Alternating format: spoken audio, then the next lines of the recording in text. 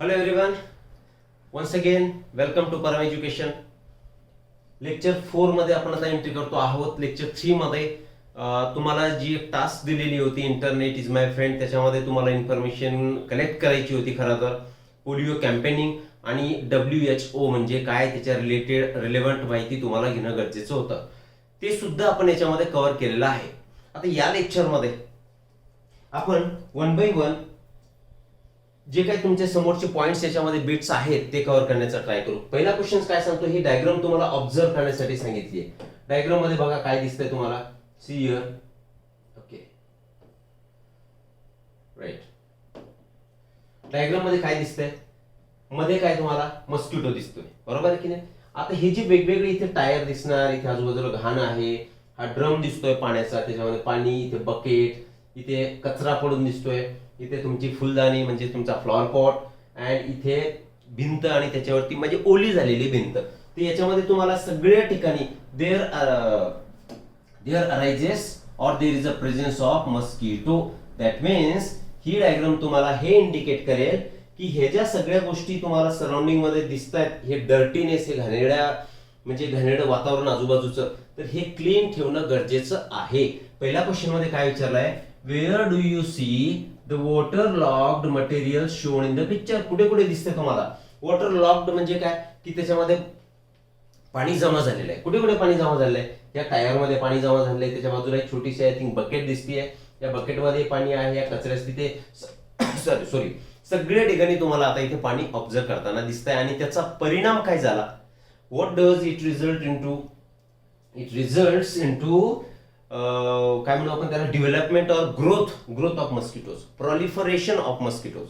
इथे मस्किटोज होणार आणि मस्किटो झाले आणि जर तुमच्या कॉन्टॅक्ट मध्ये मस्किटोज आले तर तुम्हाला त्याच्यापासून होणारे आजार होणार, वेक्टर बॉर्न डिसीजेस सुद्धा तुम्हाला होणार, लाईक डेंग्यू, मलेरिया, फिलेरिया बद्दल आपण बोलणार नाही खास का, कारण फिलारिया is a endemic disease.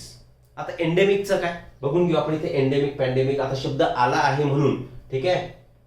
Endemic disease, endemic, epidemic last lecture मध्ये बोललोय आपण, आणि पॅन्डेमिक, अशा 3 प्रकारचे डिसीज तुम्हाला माहिती आहे. म्हणजे त्याची माहिती आपण घेऊ. इन शॉर्ट कशाला एंडेमिक म्हणायचं, पॅन्डेमिक कशाला आणि एपिडेमिक कशाला. एंडेमिक म्हणजे असे diseases which are restricted to particular region, एका पर्टिक्युलर रिजन मध्येच तुम्हाला ते डिसीज मिळणार. पूर्ण लिहूनच टाकू आपण, disease restricted to particular region are endemic diseases. For example, याचं एक्झाम्पल काय देऊ आपण, फिलारिया. वेल, फिलारिया कशाला म्हणायचं, फिलारिया मीन्स एलिफंटियासिस, ठीक आहे. आणि एलिफंटियासिसलाच आपण म्हणतो हत्तीपाय रोग. नॉर्मली हा रोग तुम्हाला केरळच्या 3 डिस्ट्रिक्ट मध्ये सापडतो, त्या ठिकाणी तो पसरत नाही म्हणून त्याला आपण म्हटलं एंडेमिक डिसीज, ठीक आहे. Epidemic spreads from disease which spreads from one region to other. एका भागातून दुसऱ्या भागामध्ये जर तो डिसीज स्प्रेड होत असेल तर त्याला म्हणणार तुम्ही एपिडेमिक डिसीज, लाईक टायफॉइड, साथीचे रोग इन शॉर्ट. आणि पॅन्डेमिक म्हणजे disease is present world wide म्हणजे जगभरामध्ये तुम्हाला हा डिसीज बघायला मिळेल. हे पॅन्डेमिक डिसीजचं एक्झाम्पल काय घेऊ आपण. फॉर एक्झाम्पल कॅन्सर तुम्हाला अमेरिकेमध्ये दिसेल, भारतामध्येही दिसेल, इंग्लंडमध्ये दिसेल, जगाच्या सगळ्या कोपऱ्यामध्ये कॅन्सर दिसेल. नंतर डायबिटीस, हा डिसीज तुम्हाला सगळ्याच ठिकाणी दिसेल. आय मीन वेल, अजून कुठला हार्ट डिसीजेस, त्याला म्हणतो आपण कार्डियक डिसीजेस, कार्डियक म्हणजे हार्ट, ओके. तर हे झाले डिसीजेसचे वेगवेगळे टाईप. मुद्दा काय चाललाय, which hazards do you anticipate. Anticipate म्हणजे अपेक्षित, अँटिसिपेट म्हणजे काय, अपेक्षित असणे. तुम्हाला कोणते हजार्ड म्हणजे काय, नुकसान. आता जी वॉटर लॉक या पिक्चर मध्ये तुम्हाला जी कंडिशन दिसते आहे, वॉटर लॉक बॉडीज इथे प्रेझेंट आहे, तिथे मस्किटोचं प्राबल्य वाढलेलं आहे. म्हणजेच काय, भरपूर सारे मस्किटो त्या रिजन मध्ये तुम्हाला दिसतात. तर त्याच्यापासून अपेक्षित नुकसान कोणते कोणते असतील काय काय नुकसान असतील. आता हा जर मस्किटो वेगवेगळे डिसीजेस हा स्प्रेड करण्यासाठी मदत करणार, लाईक मलेरिया हा डिसीज तुम्हाला होऊ शकेल, डेंग्यू हा होऊ शकेल, नंतर फिलारिया सुद्धा बोललो आपण, हाही व्हेक्टर बॉर्न डिसीज आहे जो की मस्किटोच्या माध्यमातून स्प्रेड होतो. म्हणजेच मस्किटो बॉर्न, मस्किटोलाच आपण परत एक वेळा रिपीट करतोय मी, सेकंड लेक्चर मध्ये आपण सांगितलं तर व्हेक्टर, व्हेक्टर म्हणजे विच ट्रान्सफर्स डिसीज, या केस मध्ये आपण तसं बोलणार, which transfers disease, disease transfer करणारा एजंट म्हणजे व्हेक्टर. मस्किटो काय करणार, मलेरिया मला झालाय, मला चावला, तर तो त्याची स्टिंग आतमध्ये त्याच्यामध्ये ब्लड ओढणार आणि तो दुसऱ्या हेल्दी पर्सनला, ज्याला कुठलाही आजार नाही, त्याला जाऊन चावणार. म्हणजे त्याचं ब्लड आता त्या हेल्दी पर्सनच्या ब्लड मध्ये मिक्स होणार. आणि मस्किटोच्या ब्लड मध्ये प्रोटोझोआ होता, मलेरिया करणारा प्रोटोझोआ, तो आता हेल्दी पर्सनच्या बॉडीमध्ये गेला, म्हणजेच त्या हेल्दी पर्सनला सुद्धा आता मलेरिया होणार. या केसमध्ये मस्किटोला तुम्ही काय बोलले, व्हेक्टर. तर व्हेक्टर म्हणजे डिसीज ट्रान्सफर करणारा एजंट. ठीक आहे, तसे व्हेक्टर बॉर्न डिसीजेस याच्यामधून उद्भवू शकतील. म्हणून dirtiness in the surrounding should be clean, म्हणजे your surrounding should be clean properly, right. Okay, आगे बढ़ेंगे. वेल, याला थोडंसं बाजूला घेऊ द्या मला. Some important diseases of present days, काय सांगतोय बुक मधलं जसं तसं घेतलंय, पण कॅन यू टेल, तुम्ही सांगू शकता का, काय सांगू शकता का, how can we observe personal hygiene. Personal hygiene तुम्ही कसं मेंटेन ठेवणार, कसं मेंटेन ठेवणार, washing hands time to time, washing hands time to time म्हणजे वेळोवेळी हात धुणे. ठीक आहे, ड्रिंकिंग नो, एक क्लोथ्स तुमचे कसे असले पाहिजे, क्लॉथिंग सुद्धा तुमची स्वच्छ असली पाहिजे. तुम्ही जे फूड खाताय, food should be well cooked and it should be protected from this different agencies which spreads disease. जेही वेक्टर डिसीज स्प्रेड करतात त्यांच्यापासून तुमचं फूड हे व्यवस्थित झाकलेलं असायला हवं, प्रोटेक्टेड असायला हवं. अजून हायजीन कसं मेंटेन ठेवणार तुम्ही, surrounding, your surrounding should be clean, surrounding मध्ये स्वच्छता असायला हवी, सराउंडिंग शुड बी क्लीन, नाही का. याच्यासारखे जितकेही तुमचे डिफिकेशन हॅबिट सुद्धा प्रॉपर असल्या पाहिजे, की after defecation, right, after toilet habit, I mean toilet habit कशा प्रॉपर असल्या पाहिजे. त्याच्यानंतर you should clean your hand properly with काय म्हणू आपण त्याला, सम सॅनिटायझर. ठीक आहे, सॅनिटायझर सोल्युशन, सॅनिटायझर वापर तुम्ही याच्यामध्ये करू शकता. वेल, तर हे सगळे काय झाले, तुमचे पर्सनल हायजीनचे विषय झालेत. आणि तुम्ही स्वच्छ राहणे, तो इन शॉर्ट तुमच्या आजूबाजूचं वातावरण, तुम्ही ज्या ठिकाणी राहता ते ठिकाण, आणि तुमच्या सगळ्या cleaning habit should be proper. ठीक. सेकंड क्वेश्चन काय म्हणतोय, why should we drink boiled water in rainy season. Rainy season मध्ये काय होणार, वॉटर कलेक्ट्स इन डिप्रेशन्स. ज्या ज्या ठिकाणी खड्डे असतील त्या त्या ठिकाणी काय होणार, पाणी जमा होणार. आता ते पाणी जमा होणार म्हणजेच काय, त्याचे काय तयार होतील, पॉन्ड्स तयार होतील. आणि त्या पॉन्ड्स मध्ये आता त्या वॉटर सोबत, फॉर एक्झाम्पल कुठल्याही इन्फेक्टेड एरियामधून काय पॅथोजेन्स त्याच्यामध्ये वाहून येणार, म्हणजे पॅथोजेनिक कंडिशन तिथे तयार होणार. अशा केसमध्ये तुमचं जे ड्रिंकिंग वॉटर असेल, कम्प्लिटली आपण इथे पॅथोजेनिक कंडिशन्स, तर तुमचं वॉटर जे असणार तर ते वॉटर कसं असायला हवं, बॉइल्ड वॉटर, सो दॅट त्याच्यामध्ये जे काय पॅथोजेन्स असतील, प्रोटोझोआ असतील, निमॅटोड असतील, तर ते सगळे काय होणार, मरून जाणार. And you would be healthy. Clear आहे. ओके, म्हणून रेनी सीझन मध्ये आपण काय boiled drinking water you should consume. Third question काय सांगतोय, why the clean hands drive is run in schools.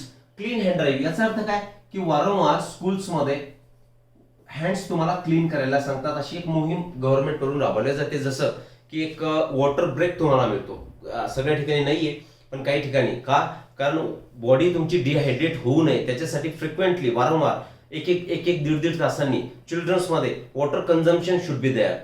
त्याच प्रकारे मुलं, छोटी मुलं असणार, चिल्ड्रन असणार, ते काय करणार, वेगवेगळ्या ठिकाणी खेळणार, मातीमध्ये खेळणार किंवा कुठल्याही ऑब्जेक्टला टच करणार. तर त्यांच्या त्या ऑब्जेक्ट पासून किंवा मातीपासून किंवा त्या घाणेरड्या डर्टी सराउंडिंग पासून त्यांच्या हाताला जे काही चिपकलेले पॅथोजेन्स असतील किंवा वेगवेगळे डिफरंट एजंट्स असतील, तर ते कसे त्यांच्या हातापासून बाजूला व्हायला हवे. That is Y clean hand drive is run in schools. ठीक आहे, हे आन्सर्स क्लिअर झाले तुम्हाला. पुढे जाऊ आपण. डेंग्यू. हे बघा, या चॅप्टर मध्ये तुम्ही जर चांगलं ऑब्झर्व केलं तर लेक्चर फर्स्ट, सेकंड आणि आता लेक्चर या फोर्थ मध्ये सुद्धा hygienic conditions need to be maintain. स्वच्छतेच्या सवयी ह्या मेंटेन होणं गरजेचं आहे. त्याच्यामुळे मॅक्सिमम डिसीज तुमच्यापर्यंत पोहोचणारच नाही. ठीक आहे ना. आता हा डेंग्यू सुद्धा वेक्टर बॉर्न डिसीज आहे. हा वेक्टर म्हणजे याच्यामध्ये सुद्धा मॉस्किटोचं इन्व्हॉल्वमेंट असणार. कशामुळे होतंय किंवा काय होतंय? Mosquito lay eggs in water locked places and thereby their population increases. अगोदरच्या पिक्चर मध्ये आपण काय बघितलं होतं की बाबा हे इथे सगळे वॉटर लॉक प्लेसेस आहेत, या पाणी जमा झालेले आहे सगळ्या ठिकाणी. तर या ठिकाणी ते काय करणार? अंडी देणार. कोण? डेंग्यूचे आय मीन मॉस्किटोज. ते मॉस्किटो काय करणार? तिथे अंडी देणार आणि त्यांना पोषक वातावरण तिथे मिळणार. ठीक आहे ना. Favourable condition will be available in that dirty water locked place. त्याच्यामुळे त्यांच्या अंडी जे असतात, एग्ज असतील, त्यांची पॉप्युलेशन काय होणार? इन्क्रीज होणार. ठीक आहे. Different species of mosquitoes spread different diseases. वेगवेगळे मॉस्किटोज आपण सांगितलं की क्युलेक्स मॉस्किटो आहे फॉर एक्झाम्पल. ठीक आहे ना. क्युलेक्स. तर क्युलेक्स मॉस्किटो काय? फिलारिया म्हणजे एलिफंटियासिस याचा स्प्रेड करणार. फॉर एक्झाम्पल एडिस इजिप्टी तर डेंग्यूच स्प्रेड करतोय. नंतर आपण सांगितलं female Anopheles mosquito. Female Anopheles mosquito हा काय करणार? हा मलेरियाला स्प्रेड करणार. सांगण्याचा मुद्दा, हे जे वेगवेगळे मॉस्किटो असतील तर वेगवेगळे डिसीज हे स्प्रेड करतील आणि त्यांना फेवरेबल कंडिशन, त्यांचं ग्रो करण्यासाठी कंडिशन कुठे मिळते? Dirty water locked places. Okay. मग dengue is spread by Aedes aegypti. हे काय? This is a type of mosquito. जसा की क्युलेक्स हा फिलेरियाचा मॉस्किटो आहे, फिमेल एनोफिलिस मॉस्किटो हा मलेरियाचा आहे. Similarly Aedes aegypti this is a mosquito which spreads dengue. Clear? This disease is caused by DEN14 virus belonging to type flavivirus. काय लक्षात ठेवायचं आहे? कुठला व्हायरस आहे? Then for dengue 14 virus. हा व्हायरस डेंग्यू स्प्रेड करणार आणि याची आय मीन कोणती कॅटेगरी ते? This is called as flavivirus. ह्या दोन गोष्टी लक्षात ठेवायच्या डेंग्यू बद्दल. मग मला एक सांगा, डेंग्यू जर होऊ द्यायचा नसेल तर किती सिंपल आहे. आजूबाजूचं सराउंडिंग काय तुम्ही क्लीन ठेवा, हायजिनिक कंडिशन्स प्रॉपरली मेंटेन ठेवा, so that you will not be contracted by dengue disease. आता डेंग्यूचे सिम्पटम्स काय किंवा डेंग्यू मध्ये होणार काय? काय होणार? Acute fever. लगेचच तुम्हाला फिवर यायला लागणार, डोकं दुखणार आणि वॉमिटिंग होणार. डेंग्यूचं नॉर्मली आता या 2-4 वर्षामध्ये तुम्ही बघितलं असेल तर डेंग्यूची साथ ही वारंवार यायला लागते आणि बरेच मुलं त्याला अफेक्टेड होऊन जातात. राईट. म्हणजे काय काय होणार? वॉमिटिंग होणार, डोकं दुखणार, फिवर येणार, ताप येणार. म्हणजे pain in the I sockets. डोळ्यांचे आय सॉकेट म्हणजे काय? ज्याच्यामध्ये तुमचे डोळे ठेवलेले आहे.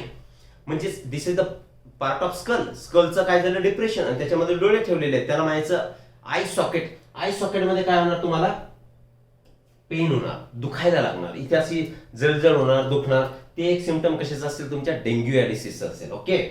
Decrease in platelet count. This is the main symptom leads to internal haemorrhage. Well, आता हे जे प्लेटलेट जे आहे तर प्लेटलेटचं दुसरं नाव काय? आपण थोडंसं याला समजून घेऊ. प्लेटलेटचं दुसरं नाव आहे थ्रोम्बोसाइट. आता इथे आपण सांगतो नेहमीच की वर्ड्स ब्रेक करा, डिसेक्ट करा. साइट म्हणजे काय? सेल. ओके. हा CYT कुठे लागून येऊ द्या. For example erythrocyte. आता हे तर कळालं तुम्हाला, ही सेल आहे आणि इरिथ्रो म्हणजे red blood cell. Okay. Thrombo म्हणजे काय? गाठ करणाऱ्या सेल. म्हणजे थ्रोम्बस म्हणजे थोडक्यात काय? क्लॉटिंग. जेव्हा तुम्हाला कुठली जखम होते किंवा कुठली इजा होते, सपोज ब्लेडचं पातं लागलंय, तुम्हाला विळी लागली किंवा चाकू लागलाय, तर थोड्या वेळानंतर काय होणार? ते ब्लड गोठून जाणार. ठीक आहे. अदरवाईज कंटिन्यू जर ब्लडचा लॉस झाला तर तुम्ही मरून जाल. मग ब्लड गोठवण्यासाठी आपल्या ब्लड सर्क्युलेशन मध्ये there is a presence of some cells and those cells are called as thrombocytes आणि ते thrombocytes are nothing but your platelets. आता काय होईल? डेंग्यू मध्ये काय झालं की प्लेटलेटचा काउंट कमी झाला. ठीक आहे. प्लेटलेटचा काउंट नॉर्मली काय असतो? 1.5 लाखापासून 1.5 lakh to 3.5 lakh per mm³ इतका काउंट याचा असतो प्लेटलेटचा. हा जर काउंट कमी झाला तर it leads to internal haemorrhage. Haemorrhage म्हणजे काय? हिमरेज म्हणजे सिम्पली ब्लिडिंग. म्हणजे तुम्हाला विसरली बॉडीच्या आतमध्ये ब्लिडिंग व्हायला सुरुवात होईल. Clear? This is the dangerous symptom of your dengue. ठीक आहे, तर this is about the symptom and the cause of dengue disease. पुढे understand and explain to others. काय दाखवलं? टायर दाखवलंय, त्याच्यामध्ये पाणी जमा झालेलं आहे, त्या पाण्यामध्ये तुम्हाला मस्किटो दिसतोय आणि हा मस्किटो आता काय होणार? आजूबाजूला स्प्रेड होणार. याच्यामध्ये एक्सप्लेन करण्यासारखं काही नाही. Okay, let's move to next slide. Observe and discuss. काय सांगितलं ऑब्झर्व अँड डिस्कस करायला? हे पिक्चर बघा आणि write the description in the boxes. Diagram काय सांगते तुम्हाला? डेंग्यू बद्दलची सगळी ही मी इथे माहिती दिली आहे. त्याच्यामध्ये डेंग्यूचे कारण काय काय आहेत आणि त्याचे प्रिव्हेंटिव्ह मेजर आपण काय घेऊ शकतो. म्हणजे प्रिव्हेंटिव्ह मेजर म्हणजे काय? तो डेंग्यू कसा स्प्रेड होणार नाही त्याच्यासाठी काय काळजी घ्यायला हवी, त्याला म्हणू आपण प्रिव्हेंटिव्ह मेजर्स. ओके, आणि त्याचे रिझन्स काय? तर याच्यामध्ये तुम्ही सरळ सरळ शोधू शकता. इथे काय दिसतंय तुम्हाला? दिस इज मटका, माठ म्हणतो आपण पाण्याचा. तर याच्यामध्ये पाणी जमा झालेलं आहे. तुम्ही केव्हाही बघा अशा माठांमध्ये जिथे पाणी आहे तिथे त्याच्या अवतीभोवती भरपूर सारे मस्किटो तुम्हाला दिसतात. मग याच्यामध्ये पाणी जमा होऊ देणं चालेल का? हे एक रिझन झालंय की ज्याच्यामुळे तुम्हाला काय होणार? डेंग्यू होऊ शकेल, कारण तिथे मस्किटो तयार होतात. बरोबर की नाही? सेकंड, इथे काय दिसतंय तुम्हाला? कूलर. या कूलर मध्ये याचा वापर झाल्यानंतर किंवा वापर सुरू असताना ते याच्यामध्ये काय प्रेझेंट असणार? याच्यामध्ये वॉटर प्रेझेंट असणार. बरोबर की नाही? तर हे वॉटर प्रेझेंट असेल तर ऑब्व्हियसली तिथे काय येणार? आता मी इथे लिहायचं म्हणून इथे काय लिहितो? Reason of dengue. इथे पाणी जमा झालेलं आहे, मग तिथे मस्किटो राहणार. यालाही सुद्धा आपण रिझन मध्येच लिहू की इथे पाणी जमा झालेलं आहे, हे सुद्धा एक रिझन झालंय. ठीक आहे, ओके. नेक्स्ट काय? हे तुम्हाला फिश टँक इथे दिसतोय, फिश टँकच आहे कदाचित हा, किंवा वॉटर बॉडी समजा. तर इथे सुद्धा मस्किटो असणार, म्हणजे हे सुद्धा एक नो एक्सट्रीमली सॉरी.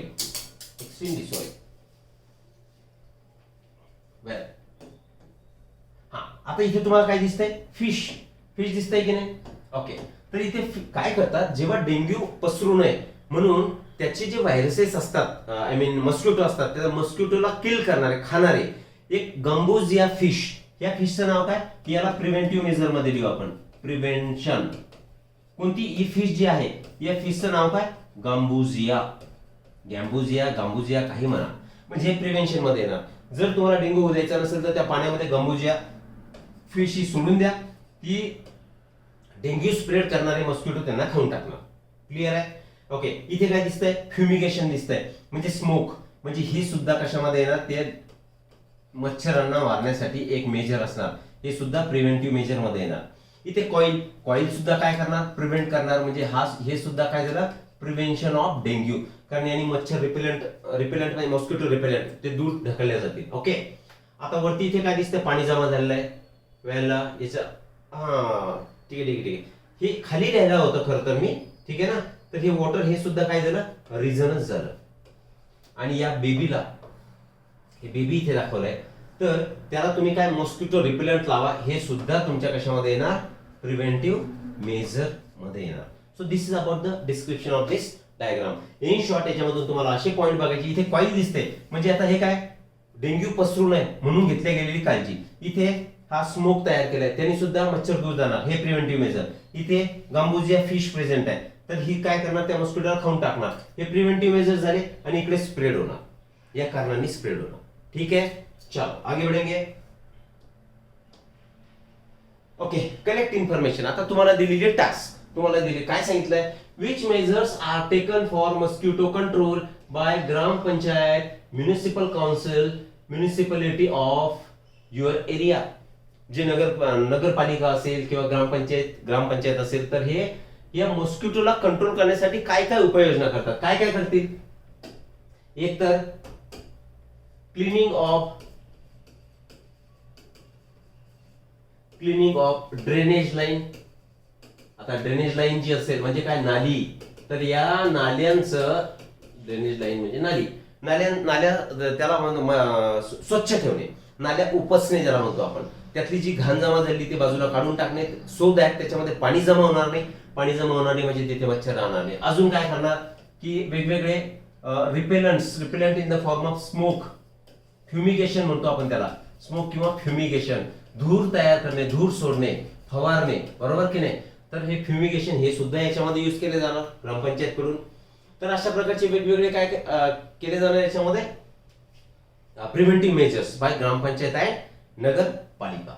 अजूनही जितके काय ज्या ज्या ठिकाणी वेल जो कचरा जमा होतो तो कचरा गावाच्या बाहेर डम्पिंग लिहू आपण त्याला.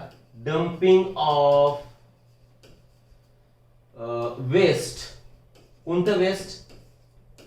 Domestic waste and municipal waste. याचा अर्थ काय झाला? वेगवेगळ्या हॉटेल्स असतील, दुकान असतील, किंवा काय म्हणू आपण त्याला मार्केट लाईन असेल, तिथे जे काय वेस्ट तयार होईल त्याला म्हणायचं तुम्ही म्युनिसिपल वेस्ट. आणि डोमेस्टिक वेस्ट म्हणजे घरगुती वेस्ट. हे सगळं डंप करायचं. कुठे करायचं? Dump of waste outside the locality. Outside the locality, जिथे लोक राहतात त्या भागामधून दूर जाऊन हे केर कचरा किंवा जी घाण असेल ती सगळी तिकडे जाऊन डंप करणे, म्हणजे काय म्हणू आपण त्याला, फेकून देणे. तर हे वेगवेगळे मेजर्स कोण घेणार? ग्रामपंचायत घेणार किंवा म्युनिसिपल कॉर्पोरेशन घेणार. ओके, डू यू नो, माहिती आहे का तुम्हाला? काय माहिती आहे का बघू आपण. Malaria is spread by female Anopheles. Already आपण डिस्कस केलेला आहे लास्ट स्लाइड मध्ये. It is spread through, well बघू द्या मला, हे इथे लिहिले आपण. Malaria spreads through female Anopheles mosquito. Clear? त्यांनी विचारलं तुम्हाला माहिती आहे का? हो, आम्हाला माहिती आहे. वाईल एलिफंटियासिस हे सुद्धा आपण लिहिले बाय फिमेल क्युलेक्स. परत मागे जाऊ. फिलारिया. फिलारियाचंच नाव काय? फिलारिया ऑर एलिफंटियासिस. हत्तीपाय रोग हा कुणामुळे स्प्रेड होणार? तर क्युलेक्स या मॉस्किटोमुळे हा. आणि ते क्युलेक्स सुद्धा कशी असणार आहे? क्युलेक्स सुद्धा फिमेलच असणार. ठीक आहे, बाय फिमेल क्युलेक्स. हे see here, female Culex. Anopheles and Aedes grows in clean water while Culex in dirty sewage water. काय मिनिंग झाला? आपण परत एक वेळा लिहू. Culex and your female Aedes. No. Culex grows in dirty water. घाणेरडं पाणी जिथे असणार तिथे क्युलेक्स हा मॉस्किटो ग्रो करणार. आणि क्लीन वॉटर मध्ये कोण कोण करणार? फिमेल एनोफिलिस मॉस्किटो ऍज वेल ऍज याच्या सोबत फिमेल एनोफिलिस मॉस्किटो. आणि दुसरा काय सांगितलं आपण? Aedes aegypti. Aedes aegypti. याच्यामुळे मग काय होणार? Aedes aegypti is a positive agent of dengue आणि this is agent of your malaria. तर हे दोन्हीही कुठे? क्लीन वॉटर मध्ये ग्रो करणार. क्लीन वॉटर मध्ये हे वाढणार. ठीक आहे ना? म्हणजे याचा अर्थ हा होत नाही की जर पाणी स्वच्छ आहे मग त्या ठिकाणी तुमचे मॉस्किटो वाढणार नाही. हो, वाढतील. कुणाचे वाढतील? मलेरिया आणि डेंग्यूचे मच्छर वाढतील. ठीक आहे, पण डर्टी वॉटर मध्ये क्युलेक्स म्हणजे एलिफंटियासिस याचे मच्छर तिथे वाढणार. Clear this? चलो आगे बढ़ेंगे. Swine flu. Swine is a term. It is related to pigs. डुकरांच्या संबंधी जर असेल तर तिथे शब्द येणार स्वाइन. त्याच्यामुळे स्प्रेड होणारा फ्लू. म्हणजे ऑब्व्हियसली याचं रिझन ऑफ इन्फेक्शन काय असणार? पिग्स, डुक्कर. मग ज्या ठिकाणी घाणेरडं वातावरण असेल तिथे सगळे डुक्कर जमा होतील आणि त्यांच्या माध्यमातून स्वाइन फ्लू पसरायला मदत होईल. म्हणजे काय? Infection for swine flu occurs through pigs and humans. ठीक आहे, आता पिग्स पासून ह्युमन कडे आणि ह्युमन टू ह्युमन असं ट्रान्सफर होणार. म्हणजे मेन रिझन काय झालं? पिग्स, स्वाइन फ्लू पसरण्याचं. Viruses of swine flu are spread through secretions of nose, throat and saliva. जर एखाद्या व्यक्तीला स्वाइन फ्लू झाला, ठीक आहे, तर त्या व्यक्तीपासून हेल्दी पर्सन कडे तो स्वाइन फ्लू कसा पसरणार? तर विथ थ्रू नोज. नोज म्हणजेच काय? आता नाकामधून काय घाण बाहेर पडेल? म्युकस. त्या म्युकस मधून बाहेर पडेल. थ्रोट मध्ये सुद्धा तयार होतो तुमचा म्युकस. म्हणजे थ्रोट मधून तुम्ही थुंकले तरी सुद्धा तो स्प्रेड होणार आणि सलायवा मधून सुद्धा तो स्प्रेड होणार. कोण? Swine flu. ठीक आहे, ओके. सिम्पटम्स काय? स्वाइन फ्लूचे सिम्पटम्स काय असणार आहेत? तर डिफिकल्टी इन ब्रीदिंग, म्हणजे तुम्हाला श्वास घ्यायला त्रास होणार. Difficulty in breathing. Sore throat म्हणजे काय? तुमच्या घशाला सूज येणार. घशाला सूज येणे, तडतड होणे ज्याला आपण म्हणतो मराठीमध्ये. ठीक आहे, आणि बॉडी पेन म्हणजे तुमची बॉडी काय पेन करायला लागेल, तुमचं अंग दुखायला लागेल. These are the symptoms. काय सिम्पटम्स आहेत? श्वास घ्यायला त्रास होणे, बॉडी पेन होणे, सोअर थ्रोट म्हणजे घशामध्ये तडतड करणे. म्हणजे काय म्हणू आपण त्याला? यस, तडतड करण्याचा शब्द वापरतो आपण त्याला, बरोबर की नाही? तर these are the symptoms of swine flu. Okay, next काय? डायग्नोसिस. आता या स्वाइन फ्लूचं डायग्नोसिस कसं करायचं? What is diagnosis? डायग्नोसिस करणे म्हणजे आजार शोधून काढणे.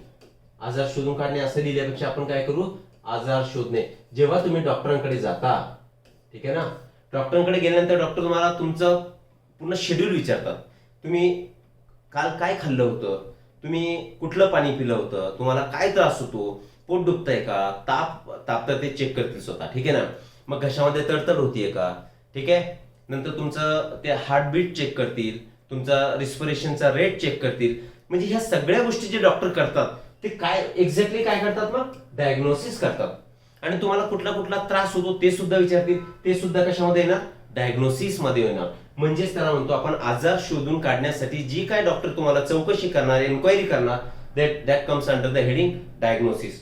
मग स्वाईन फ्लूचं डायग्नोसिस कसं करायचं, त्याला कसं शोधायचं, कोणते कोणते सिम्पटम्स त्याच्यामध्ये तुम्हाला असतील असं विचारतील. For diagnosis of swine flu, liquid from throat of patient sent in laboratory. आपण काय सांगितलं, स्वाईन फ्लू कशामधून पसरतोय, एक तर थ्रोट मधून, बरोबर, एक तर नोज असेल, थ्रोट नोज, तिसरं काय असेल, सलायवा. मग काय करणार, या थ्रोट मधून थ्रोटचं सिक्रेशन हे कलेक्ट करणार, ओके, कलेक्ट इट. आणि हे कलेक्ट केल्यानंतर it will be sent to laboratory. लॅबोरेटरीमध्ये आता त्या डिटेक्शनसाठी, टेस्टिंगसाठी लॅबोरेटरीमध्ये ते थ्रोटचं तुमचं सिक्रेशन हे सेंड केल्या जाणार. आता अशी लॅबोरेटरी कुठे प्रेझेंट आहेत, कुठे प्रेझेंट आहेत, पुण्याला प्रेझेंट आहे. त्याला म्हणतो आपण national institute of virology, NIV, Pune. Virology, लॉकस म्हणजे सायन्स, लॉजी म्हणजे सायन्स, व्हायरसची स्टडी करणारं सायन्स. अशी जी पॅथॉलॉजी लॅबोरेटरी असेल ती कुठे, तर त्याचं नाव काय, पुण्याला प्रेझेंट आहे, नॅशनल इन्स्टिट्यूट ऑफ व्हायरॉलॉजी. तिथे याला पाठवले जाणार सो दॅट तुमचा आजार तिथे डिटेक्ट होईल, स्वाईन फ्लू आहे की नाही, ठीक आहे. नंतर काय, national institute of communicable diseases, NICD, Delhi. दिल्लीला NICD ही एक इन्स्टिट्यूट प्रेझेंट आहे, national institute of communicable diseases. Communicable disease आपण कशाला म्हणतो, की जो एकापासून दुसऱ्याकडे स्प्रेड होतोय. मग त्या दोन ठिकाणी तुमचे सॅम्पल पाठवले जाणार थ्रोटच्या सिक्रेशनचे, आणि मग तिथे डायग्नोसिस होईल. मग तिथे डायग्नोसिस मध्ये टेस्ट पॉझिटिव्ह निगेटिव्ह असे येतील. जर पॉझिटिव्ह आली तर तुम्हाला स्वाईन फ्लू झालाय, otherwise you are free from. मग तुम्हाला काय दुसरा कुठला तरी त्रास असू शकेल, पण स्वाईन फ्लू नसणार, ठीक. अजून काय विचारलंय, डू यू नो, काय, first case of swine flu was reported in Mexico in 2009. सगळ्यात अगोदर जी केस शोधल्या गेली 2009 मध्ये मेक्सिको या शहरामध्ये स्वाईन फ्लूचा पेशंट आढळला होता. Swine flu is caused by the virus influenza A, H1N1. H1N1 is the positive organism of swine flu, ठीक आहे. Persons who come in contact with pigs can contract this disease. Contract होणे म्हणजे त्याला होणे, contract होणे म्हणजे होणे, स्वीकारणे, ठीक आहे. जे पिग्सच्या, डुकरांच्या कॉन्टॅक्ट मध्ये पर्सन किंवा पीपल येणार त्यांना H1N1 व्हायरसचं इन्फेक्शन होणार, म्हणजेच त्याला आता आपण म्हणणार त्याला स्वाईन फ्लू झाला आहे. क्लियर है? Okay, just a second. Well okay, देखो रे बच्चों, अब क्या है, एक्वायर्ड इम्युनोडेफिशियन्सी सिंड्रोम, एड्स. नाम तो सुना होगा, एड्स हा डिसीज सगळ्यांना माहिती आहे, ऍटलीस्ट त्याचं नाव तरी ऐकलेलं आहे. याच्यामध्ये एक्झॅक्टली होतं काय, याचा लॉंग फॉर्म बघा काय, तर acquired immuno deficiency syndrome. Second lecture मध्ये सुद्धा आपण याला कव्हर केलेला आहे, सिंड्रोम कशाला म्हणतात. तर syndrome is a group of diseases म्हणू आपण याला, डिसीजेस किंवा डिसऑर्डर्स, ग्रुप ऑफ डिसऑर्डर्स और डिसीजेस. म्हणजे एक्झॅक्टली काय, एड्स झाला म्हणजे पर्टिक्युलर तुम्हाला डिसीज झाला, AIDS is not a disease. याला तुम्ही डिसीज म्हणू शकत नाही, परंतु एड्स मध्ये ज्या गोष्टी होतील त्याच्यामुळे वेगवेगळे डिसीज तुम्हाला होणार. परत एक वेळा रिपीट करतोय मी, एड्सचा डिसीज म्हणणार का, नाही. मग आपण काय म्हटलो, एड्सला सिंड्रोम म्हटलो. म्हणजे एक्झॅक्टली काय झालं, एड्स मध्ये कुठला पर्टिक्युलर डिसीज तुम्हाला होत नाही, पण होणार काय, की तुमची इम्युन सिस्टम ही ब्रेकडाऊन होणार, ठीक आहे. तुमची जी रोग प्रतिकार शक्ती आहे, म्हणजे इम्युनिटी जी आहे तुमची इम्युनिटी, तर इम्युनिटी काय होणार, डाऊन होऊन जाणार. आणि जर बॉडीची इम्युनिटी जर कमी झाली तर त्याचा रिझल्ट काय होणार, कुठलाही बॅक्टेरिया, व्हायरस, प्रोटोझोआ जे काय पॅथोजेन असतील, डिसीज कॉझिंग एजंट असतील, ते काय करणार, तुमच्या बॉडीमध्ये गेलेत, तर आता त्यांना प्रतिकार करण्यासाठी तुमच्या बॉडीमध्ये जी काही इम्युनिटी आहे ती कमी झालेली आहे, म्हणजे तो आजार तुम्हाला होणार. मग तो पर्टिक्युलर एक कुठला आजार असेल का, नाही. ज्याही आजाराचा बॅक्टेरिया किंवा व्हायरस तुमच्या बॉडीमध्ये एंट्री करेल तो आजार तुम्हाला होणार.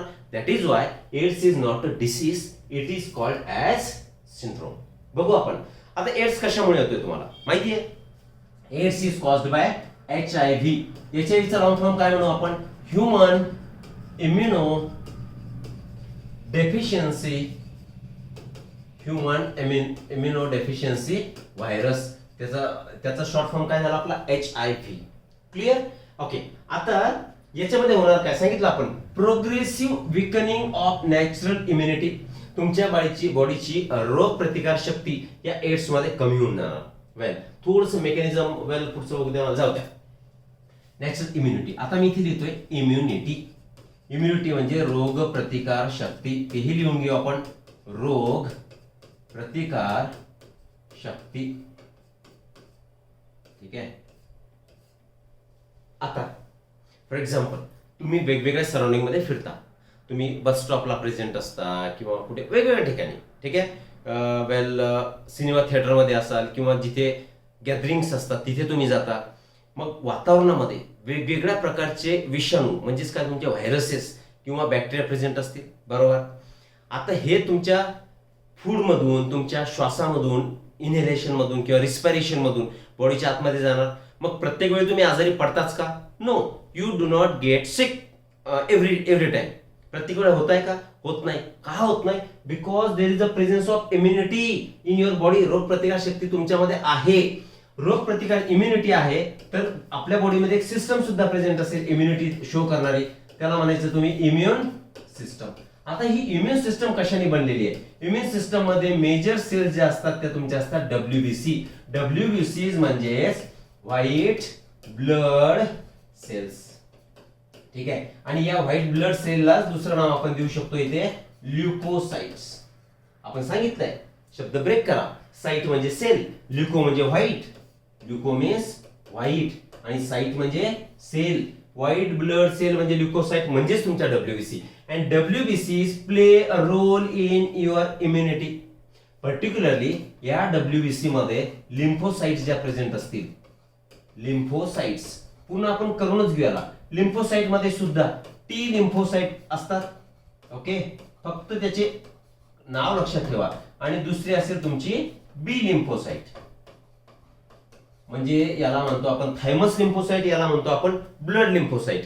इतकंच लक्षात घ्या, टी आणि बी लिम्फोसाइट. इथपर्यंत डन आहे. ठीक आहे.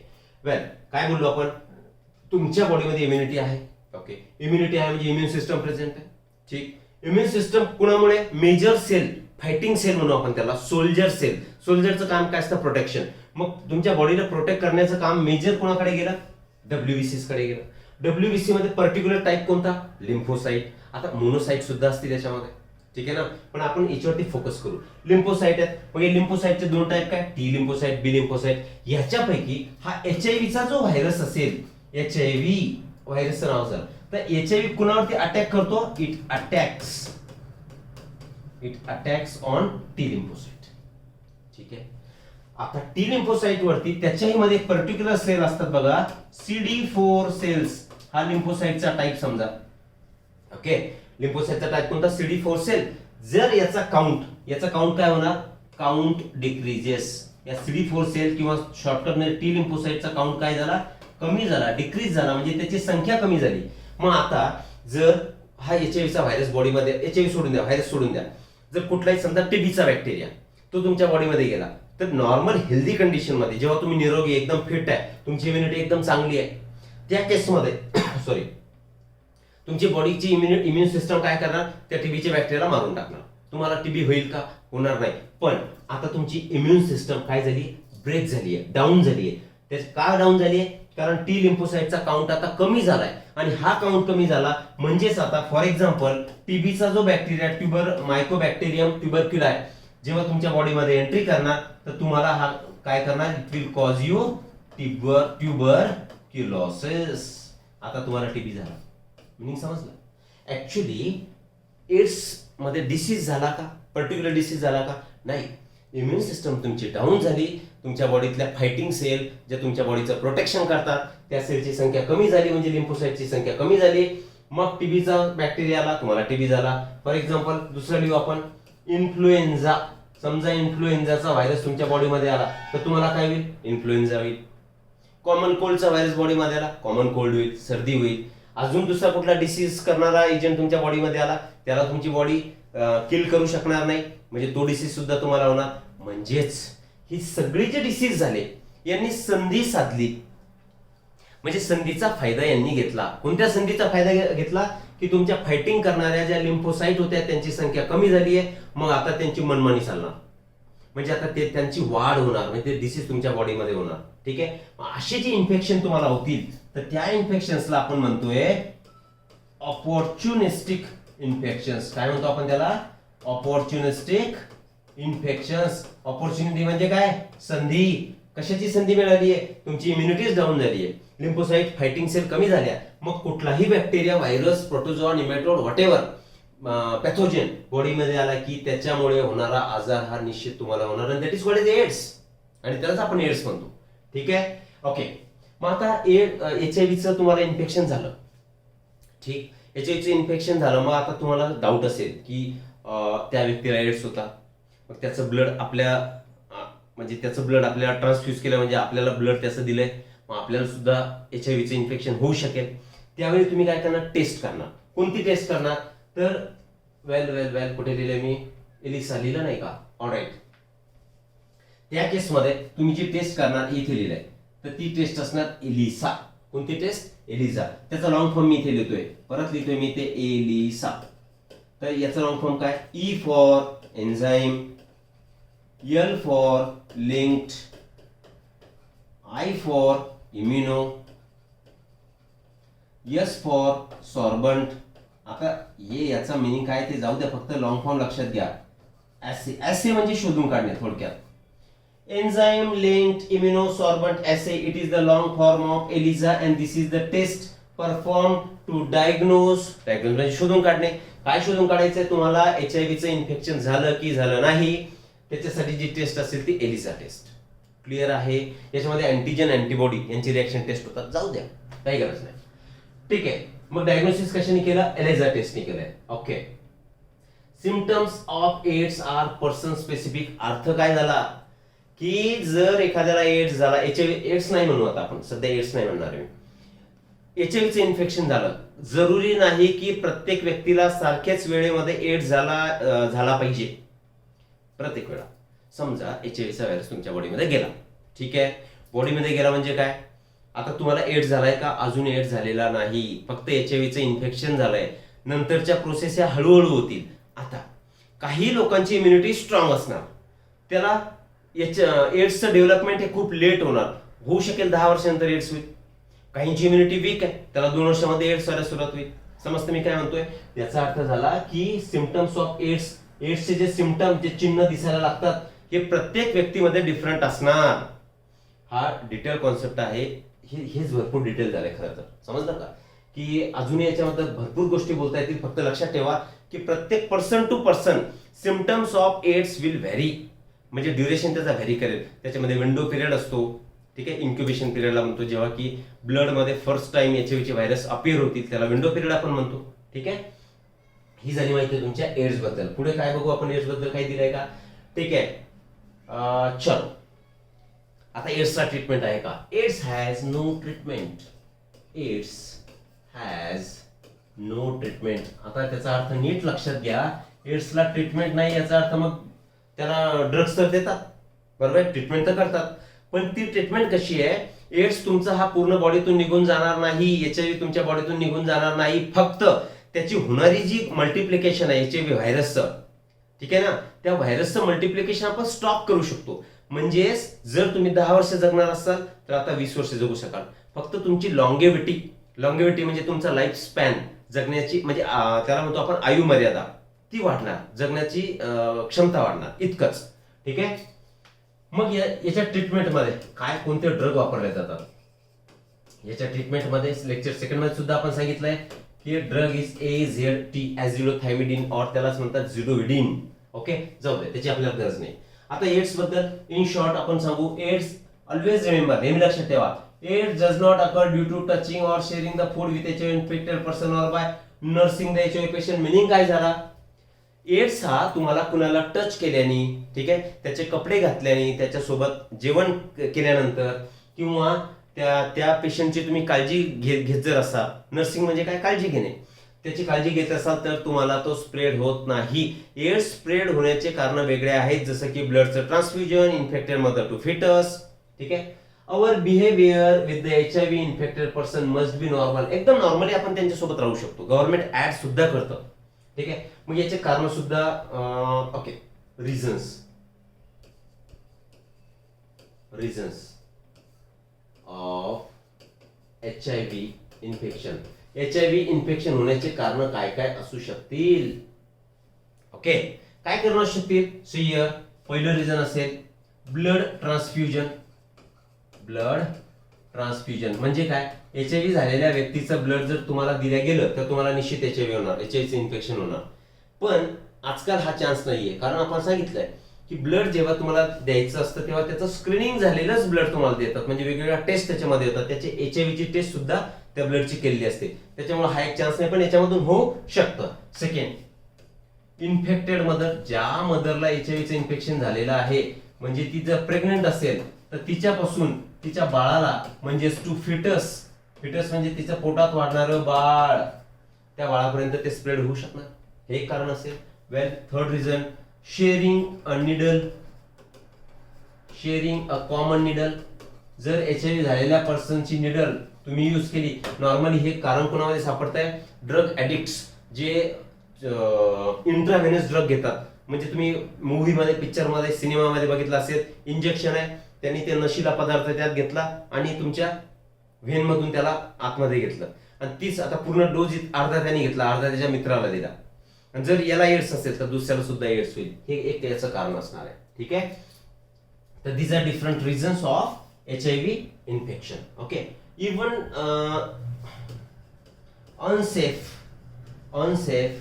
सेक्शुअल इंटरकोर्स, सेक्शुअल ऍक्टिव्हिटी जर विदाउट यूज ऑफ कॉन्ट्रासेप्टिव्ह जर केलं तर त्याच्या मधून सुद्धा हा ट्रान्सफर होऊ शकणार, ठीक आहे. हे झाले कारण. डू यू नो, माहिती आहे तुम्हाला, काय माहिती आहे का बघू? HIV was first reported in African species of monkey. आफ्रिकेमध्ये सापडणाऱ्या एका मंकी मध्ये सगळ्यात अगोदर HIV सापडला होता. According to the national AIDS control programme, यालाच तुम्ही काय म्हणतात? नॅको, नॅशनल एड्स कंट्रोल ऑर्गनायझेशन, म्हणजे नॅको. त्याचं एक साईन दिसतं बघा तुम्हाला, बुक मध्ये आहे तुमच्या. हे साईन म्हणजे काय? एड्स, नॅकोचं साईन आहे. Okay, and UNAIDS 85% HIV infections in India occur through unsafe sexual contact without contraceptive. हे जे कारण इंडियामध्ये 80 ते 85% एड्स जो पसरतो तो या कारणातून पसरतो, ठीक आहे. Unsafe sexual contact, clear, right? Okay, now let me see time किती झाला आहे. Okay, 43 minutes, right. तर आता याचा नेक्स्ट जो बीट असेल, इन्फेक्शन थ्रू ॲनिमल्स, हे आपण नेक्स्ट लेक्चर मध्ये कव्हर करणार. आता मी ते थांबतोय, नेक्स्ट लेक्चर मध्ये भेटूयात. पुन्हा एकदा परम एज्युकेशन मध्ये तुमचं स्वागत. Thank you very much.